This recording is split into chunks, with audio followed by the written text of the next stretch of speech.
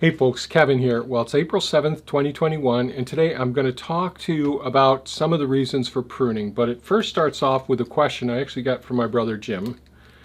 And Jim said, how much apple tree can I cut down and still stay alive? We had our worst looking apples 2 years in a row, and it is only 5 years old. So there's tons of questions I'd have with a question about this. So when we look at a tree that's only 5 years old and an apple tree, it usually takes 3 to 5 years for the apple tree to start bearing fruit. So that makes me think that maybe there's been minimal fruit production, and I'm always looking at what are the goals. Now, this could have been a tree that was grafted onto rootstock that isn't disease resistant, so it could be poor disease. It could have not been planted in an ideal location. It may not have a guild of other supporting plants to meet its needs. It could be that the apples are not the type of apples that he likes tasting. So there's really a whole bunch of questions that I would have if I were to have the discussion with Jim. And right now things are going crazy here, so what I thought I'd do is, since he really asked, well, how much of the tree can you prune back without losing the tree? And you can actually prune a tree drastically, which I'll show you some video footage in this video. So first I'm going to talk about some of the reasons to do pruning. I jotted some down this morning, and I'm going to look at my Evernote file in here in a moment. And then we're going to throw on the helmet cam, which I shot yesterday, and we're going to look at two sassafras trees that I translocated from one part of my property to two different sections on either side of Pond 4.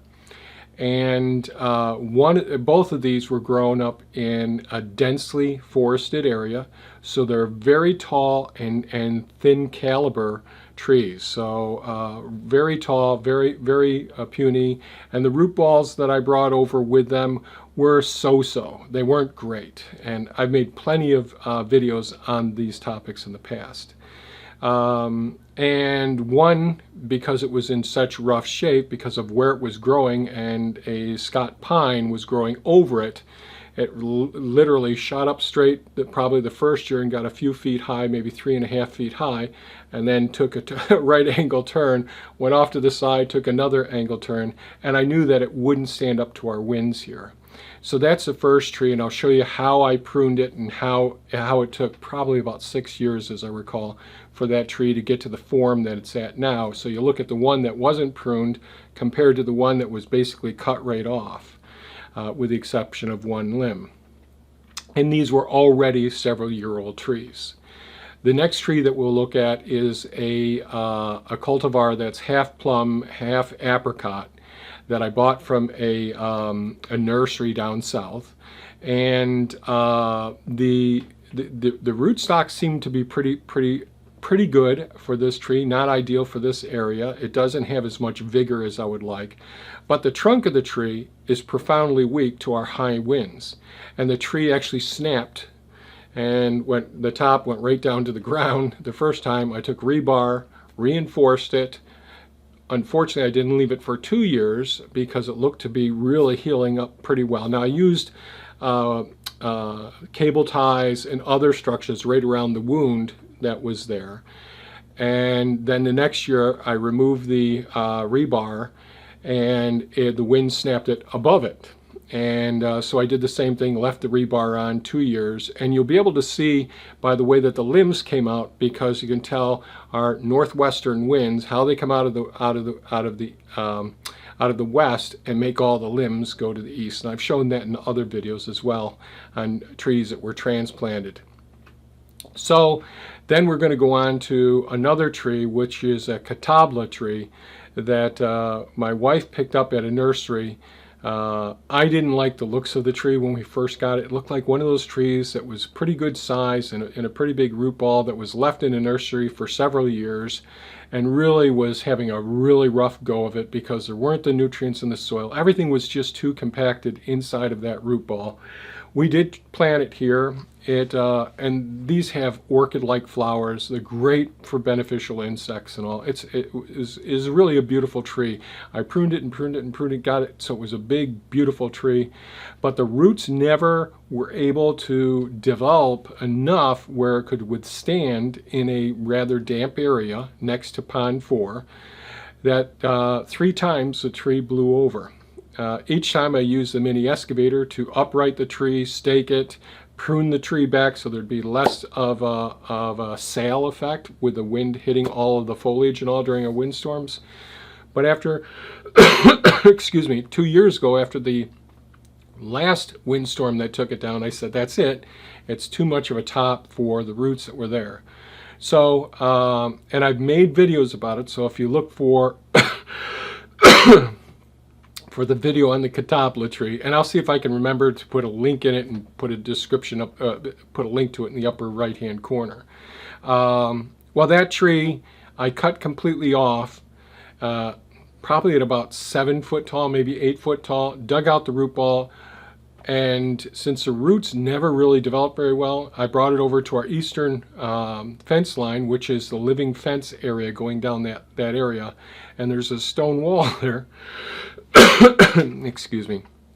There's a stone wall there, so I dug under the stone wall some, pulled a lot of boulders out, put the root ball up underneath it so that the western surface of the roots could grow into the stone wall and help to support that from anything growing over. And you'll see what's grown from that tree so far, and I've got a lot of work to do with it. So I apologize for all this noise that I'm making right now with my coughing. My thoughts are, this morning I said, you know, I need to be very thorough. Now, I will try and put a link in the upper right hand corner to a couple of videos that I've done just on pruning the apple trees. I think last season, oh boy, around this time of year, I actually did a nice video on pruning old apple trees. So in other words, really chopping off quite a bit of the growth on the apple trees, leaving 3 or 4 main lateral limbs out. And then I made a second video after that, essential pruning after doing a hard pruning. And that's where you try to take care of all of the vigorous water sprouts that shoot up on those limbs of the tree. It's really important to go back and do it. And you'll see that when we do some pruning videos this year, you'll see I didn't keep up on that. I was too busy last year. So without any further ado, I thought I'd share with you my reasons. I apologize for all this. Why pruning is important. So reasons to prune. To remove dead, diseased, dysfunctional, and dangerous limbs. So it could be a dangerous limb that every time you're on your mower, you get hit in the head with it. It could be that in some cases I'll remove a limb if it's in an area where I'm doing gardening and all, and I had the bald face hornet's nest that was in a limb. So I take that limb off, move that, you know, over a few day period to a location where the hornets can maintain the nests. And yes, I really do like wasps. They really are beneficial for the food forest and the gardens. And there's videos on that. Prevention and treatment of diseases. So if we have a disease like one of the fungal diseases that's affecting the fruit on the tree, and it becomes endemic to your area of your food forest and all, then pruning that may really trying to meet the needs of it. Now, some people use different pesticides, you know, herbicides, fungicides. Rather fungicides and not the herbicides on their grapevines and all. And I have videos on the grapevines and how I prune them to control the fungal disease that was affecting the production of the grapevines. So that's in the video list there someplace. Another reason is to encourage flowering and fruit production. So you can prune to actually, so one of the things I would say is if you prune during the dormant season, that really enhances vegetative growth, your photosynthetic leaf growth and new limbs like that. If you're pruning during the summer months, non-dormant periods of season, there's a better chance of getting better flower and fruit production because you're doing very selective pruning in that situation. To control the shape and form of the trees and the bushes. Boy, I spelled some things wrong here. So I talked before, like with apple trees, you may want to have a central leader or a modified central leader with the peaches and plums and cherries and all. You may you may choose to have more of a vase opening to them. You know, I'm always thinking about what's the strength and structure of the tree, what's best for disease resistance, what airflow, light flow, all of those things, but also for the ease of being able to harvest the fruit from them. So that's important. So to improve visualization and decrease visual barriers. So in one of my videos recently, Keith commented, oh, it was the pussy willows. So I was pruning the pussy willows, and I mentioned I wanted better surveillance and monitoring so I can monitor the wildlife. So we have cameras all around here for security, for monitoring, and for surveillance. So these all provide different functions. And in permaculture, one of the things we learn about is it's the first principle in permaculture is observation and interaction. And since I put these various monitoring cameras up, it's much easier for me to actually see, oh, there was an event last night with the coyotes were here, or a bear was here, all of the things that happen on your property. And you can gradually see from season to season with the different camera systems what is actually growing and what's changing on the property. And so I don't go out all the time and take pictures of the area, but I have the benefit of having the surveillance systems that I can go back year after year and see what has actually changed here. How has the climate, the winds, all of the things that have an impact on the property, how has that changed the shape and form and function and food resources and all that for the wildlife and for the food forests and the gardens as well. So to create living fences, which can benefit, which can be visual barriers, sound barriers, habitats, windbreaks and all, and I've made several videos on living fences. To reduce fruit overburden and causing limb damage, that's a reason to prune as well. To protect people and structures. So excuse me, and one of the things I forgot to mention is sometimes we may have solar panels up with a visual barrier. So we may want to make sure that there aren't, the trees aren't growing in such a way that's decreasing the efficiency of our photovoltaic or our solar thermal heaters, all of those things, or for greenhouses. Now I purposely have a tree right south of the greenhouse that still isn't up yet, excuse me, that will cast shade and cool the greenhouse during the summer months because it's a deciduous tree that has leaves out on it as well. But for protection, your roof, you may want to trim your tree to protect that. If you have power lines, for ease of access with your vehicles or heavy equipment on the property. So to protect people and structures is pretty important, a good reason to prune, and to foresee what's going to develop with the trees in the future. The more that you're observing, the more that you can anticipate how this tree is going to develop. And if you're monitoring the trees well enough, you can get remove those limbs before they become so dead and so diseased that they're going to fall over. Okay, to stabilize the tree with better root development, and that I'll go over that a little bit in those videos that I talked about that follow this, to allow better light penetration, to allow better airflow, to control the size of the tree, to allow grafting for more desirable fruit. So some people have as many as 40 different varieties of apples on one apple tree. And certainly that's becoming very popular. And grafting trees, so we have more disease-resistant rootstock as well. And then we graft onto it, and you can have several different varieties. So there's really good reasons for doing lots of pruning. Not lots of pruning, but doing pruning. Grafting more desirable. Grafting onto disease rootstock. To improve the value of trees. So let's say you want to make an investment in, if you've got some property and you realize that black walnut trees are really valuable, or cherry trees are, well, you may want to plant enough of them. Now, I'm not into monocultures, but you could plant it in such a way that you're not creating a monoculture, but you can plant it so that harvesting in 40 years, 50 years from now, your kids or grandkids will have some financial resources there in living capital. And so, you know, one of those 10 forms of capital that I talk about.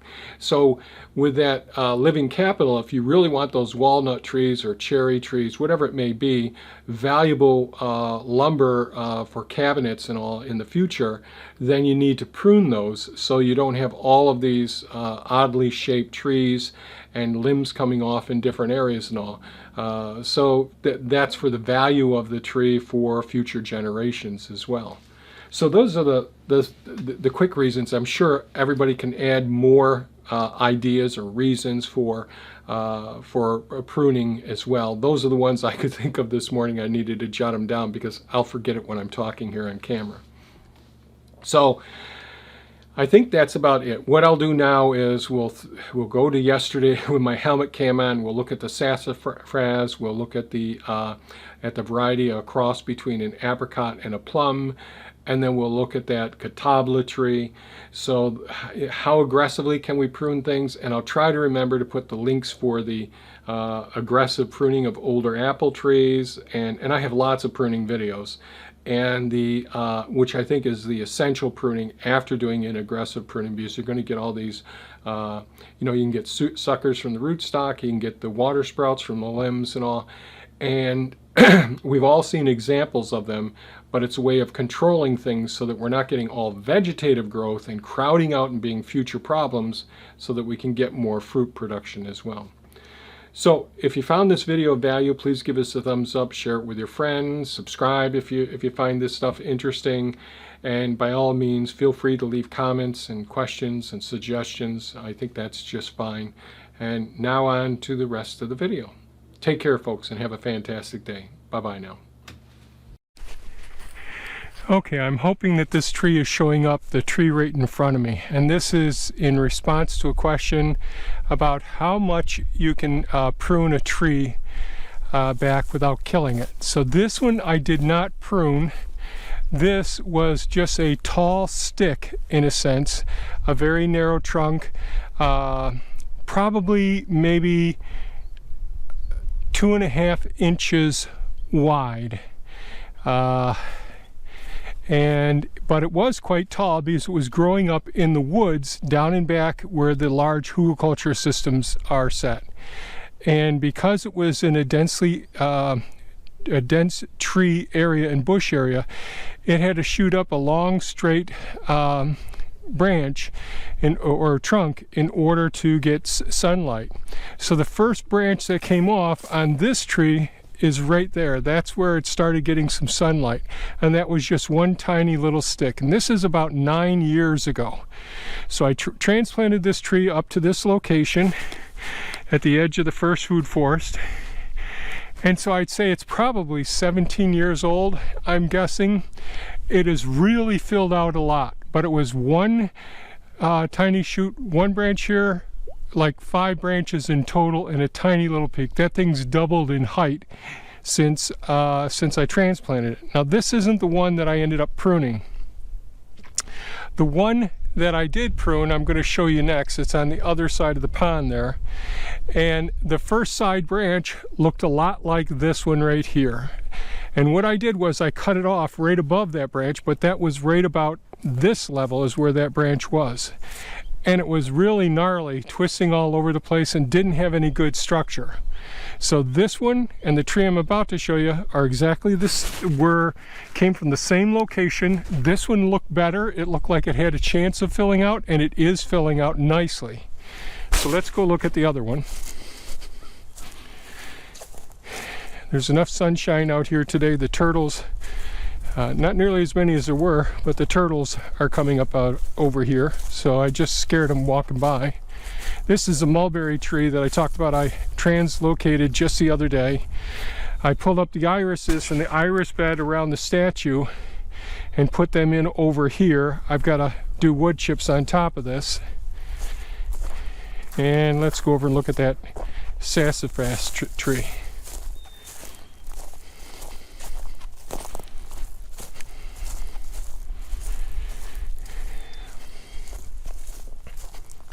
Now I did this late summer, almost fall, and what there was, now of course this was much narrower, but there was, everything was gnarly and twisted. So this is another sassafras tree right here. This branch here was one that came off right about here where my finger is. The main trunk was right here, and you could see it's really encapsulating this old wood, the main trunk, and you could see it was only about this big in diameter, but it was a super tall tree, the same height as the one over there, just that it was all gnarly, and I knew it would catch a lot of wind and it wasn't balanced. So I cut it off here, and there was one branch coming off about in this direction here. So I went ahead, left the one branch here. This was probably this big around at the time that I cut it off here. Cut this off on an angle and let that branch come out right up over here. I let it go 1 year through the next fall and the following spring, and that branch had come out like this, and it had one straight shoot, that a new growth, one shoot here, and the rest of this branch was pretty gnarly. So the next the next spring, I cut off the part that went out here.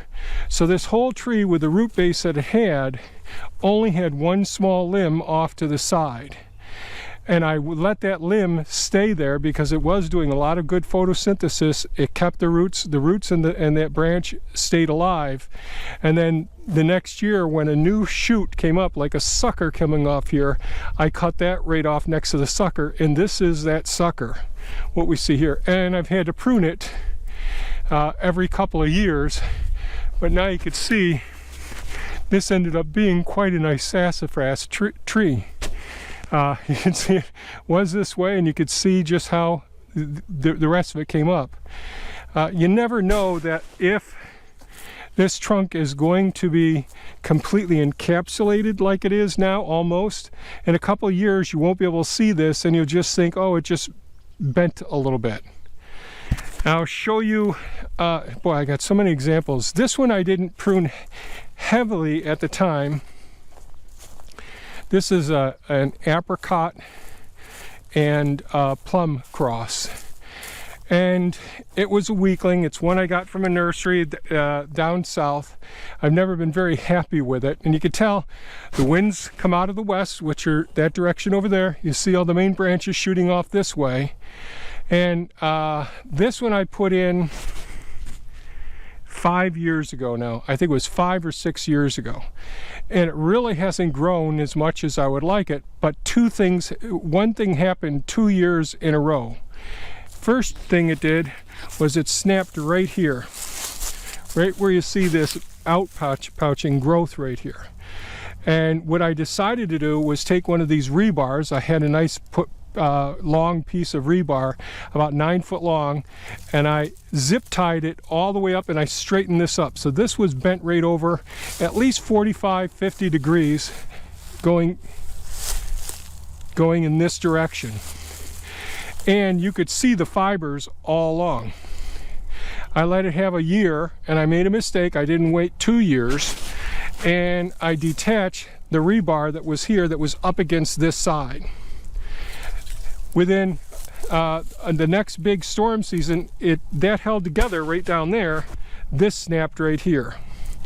And this one hasn't completely healed yet. You can see where it's still working its way around. Hopefully you're able to see this.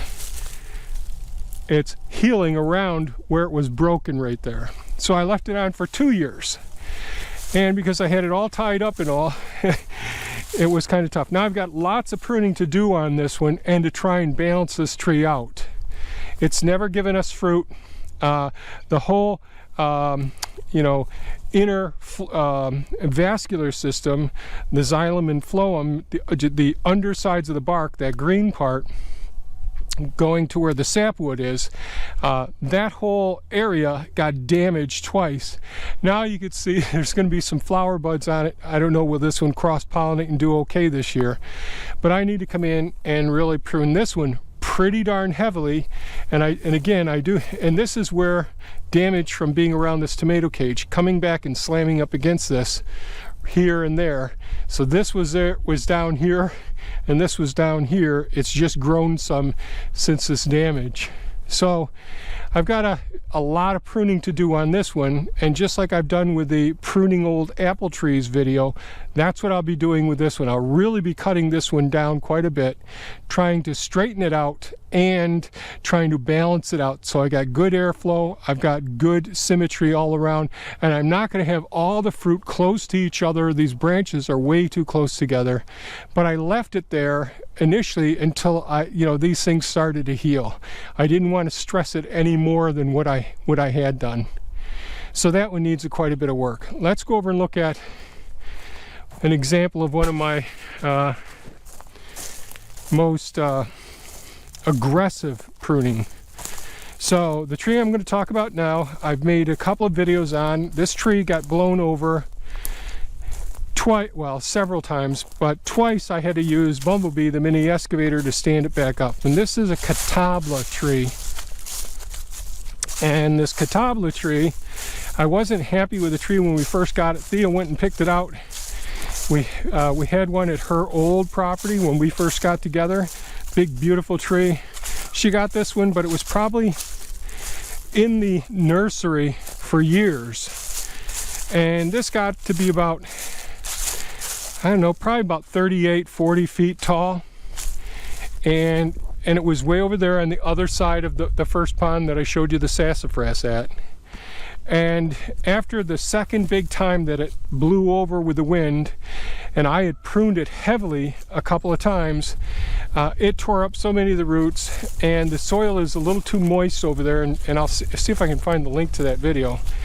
But I decided to cut it off, cut off all the main branches, which were right up here, put it over next to the stone wall.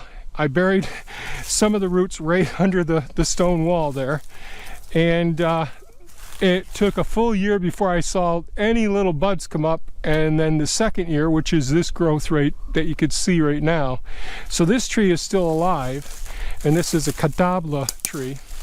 So I've got to prune this one pretty heavily and decide which way I want to prune this so I can get as much balance as possible and for this to heal.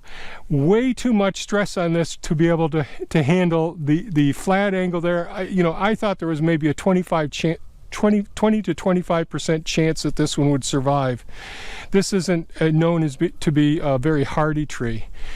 So I buried part of the root ball underneath the stone wall there, and I just said, well, what will be will be. You could see some of the old places where I took in the past where I pruned off limbs that were here, and it started to grow, put nice growth around to heal these, but you don't see much growth around these ones because all the energy was just trying to stay so it could try and survive. It has survived. Now I got to do some significant pruning because these are all going to be upright suckers that'll all be too clustered together to be like a bush on the top of this. So I got to figure out just how I want to do this and get it somewhat balanced. So the roots are coming back because of these limbs are coming back, and pretty soon I got to see if I can get over here and prune this. So that's an example of a very, very aggressive pruning. Some trees are much more forgiving, like for instance the pussy willow that I did earlier in the season, which is a bush, or you could call it a tree.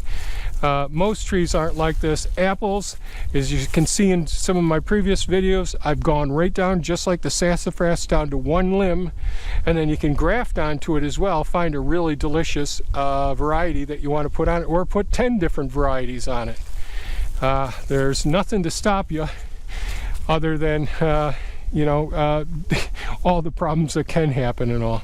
So that's an example of a very severe pruning, and I thought it would be one last ditch attempt to try and save it. Thea's heart was broken when I said I got to take it out of that area. It's just going to keep blowing over. So this one, when it gets strong enough, I won't have to worry when that poplar goes. And that, I'm not sure if that's a maple or not. I can't tell right now. I'm facing into the sun. So that's that.